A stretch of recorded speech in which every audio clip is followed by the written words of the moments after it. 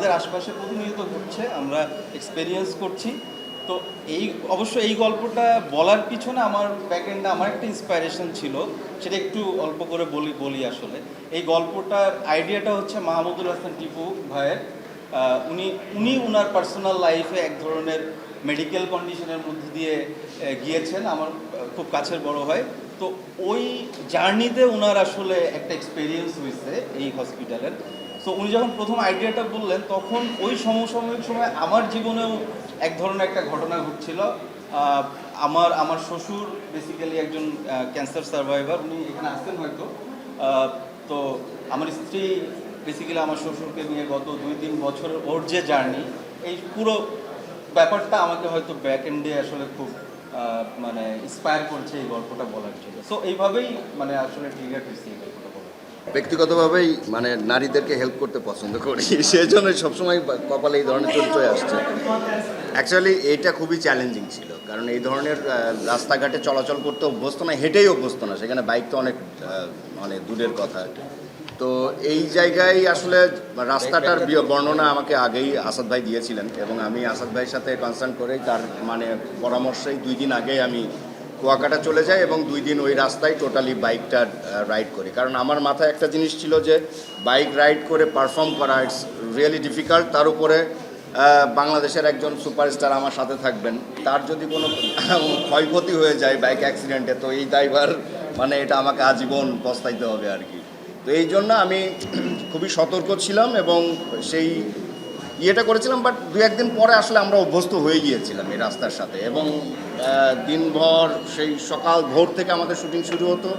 একদিন শুধু late night কাজ করেছি এবং সান টু সান কাজ হতো, কিন্তু আসলে সমুদ্র কূলবর্তী এরিয়াগুলো দেখবেন যে মানে মূলত খুব গরম হয় এবং এখানকার ওয়েদারটা খারাপ, সানটাও খুব বাজে। তো প্রচণ্ড গরম ছিল, প্রচণ্ড ধুলা, মানে আমি মিম পুড়ে যাচ্ছে, কালো হয়ে যাচ্ছে, আর আমাকে তো দেখাই যাচ্ছে না, সেই রকম অবস্থা। তারপরে আসলে কাজটাকে ভালোবেসে হাসান ভাই রাত 4টা-5টা পর্যন্ত শুটিং করছি, প্রথম দিন শুটিং। তো আসলে কাজটাকে ভালোবেসেই আসলে সবাই করে, এবং কাজটা যদি আপনাদের এখন ভালো লেগে থাকে বা আপনাদেরকে একটু হাসাই, ভাবাই বা কাঁদাই, যেটাই হোক, সেটাই আসলে আমাদের সার্থকতা থাকবে। That's all. হ্যাঁ, আসলে কৃতিত্ব আমার চেয়ে বড় কৃতিত্ব হচ্ছে আসলে রাইটারের আর ডিরেক্টরের। রাইটার এত সুন্দর সুন্দর স্ক্রিপ্ট লিখছে এবং ডিরেক্টর এত ভালো ডিরেকশন দিচ্ছে, আমাকে কাস্ট করছে। So I am very much fortunate that they are choosing me. এই জন্যই আসলে কাজ করার সুযোগ হচ্ছে। তবে হ্যাঁ, আমি এই জায়গা থেকে খুবই ফরচুনেট যে ভালো ভালো চরিত্রগুলো আসছে বা কাজ করার সুযোগ হচ্ছে।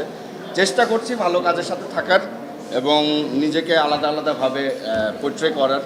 তারপরে আসলে আমাদের মূল টার্গেট তো থাকে আসলে দর্শক। তো নিজেদের কাজের মাধ্যমে যদি দর্শককে এতটুকু ভালো লাগে আমরা দিতে পারি বা একটু আনন্দ দিতে পারি, এটাই এর চেয়ে বড় প্রাপ্তি আর কি হতে পারে। এই ভোজন রসিক না, এবং এই জিলাপি প্রত্যেকটা সিনে খাওয়ার পরে আমি মানে ফেলে দিতে হয়েছে।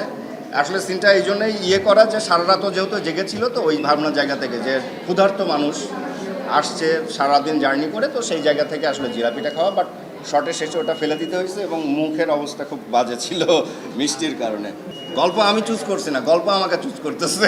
মানে ডিরেক্টর যদি আমাকে চুজ করে এই গল্পের জন্য, আমি যদি পারফেক্ট হই মনে করে, তাহলেই আমি সেই কাজটা করতে চাই। আসলে আমার কাছে গল্পের কোনো স্পেশালিটি নেই যে এই জনায় আমি কাজ করতে চাই। আমার কাছে যে কোনো ইন্টারেস্টিং ক্যারেক্টারেই কাজ করতে ভালো লাগে। Thank you.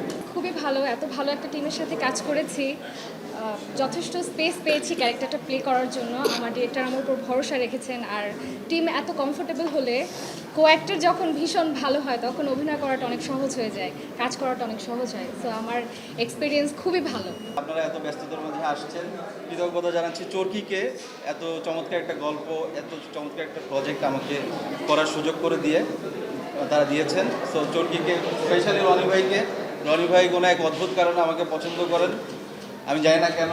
সো রনি ভাই যেটা হয় যে উনি আমাকে স্পেশালি কাজ করার সময় এত বেশি ফ্রিডম দেন, এই জন্য আমি রনি ভাইয়ের কাছে কৃতজ্ঞ এবং পুরো চরকি টিমের কাছে কৃতজ্ঞ। পুরো চরকি টিমই আমাকে সবসময় ফ্রিডম দিয়ে আসে। সো এরপরে আমি কৃতজ্ঞতা জানাতে চাই আমার অ্যামেজিং কাস্ট অ্যান্ড ক্রু, প্রত্যেকে একেবারে জান লাগাই দিচ্ছে। এই শ্যুটটা এত সহজ ছিল না, আপনার লোকেশন দেখলেই বুঝতে পারবেন যে অনেক রিমোট জায়গায় যেখানে ট্রান্সপোর্টেশনের ব্যবস্থা নাই ঠিকঠাক মতো, আসলেই ওই জায়গাতে বাইক ছাড়া কিছু চলে না। ওইখানে প্রপার একটা ওয়াশরুম নাই, সো অনেক কষ্ট করে আমাদেরকে শ্যুট করতে হয়েছে এবং সেই জায়গায় পুরো কাস্টম ক্রু আমার পুরো টিম একদম মানে যতটুকু ডেডিকেশন দেওয়া যায় আমরা চেষ্টা করছি। সো বাকিটা অডিয়েন্সই বলবে। আর এই আর কি, থ্যাংক ইউ সো মাচ।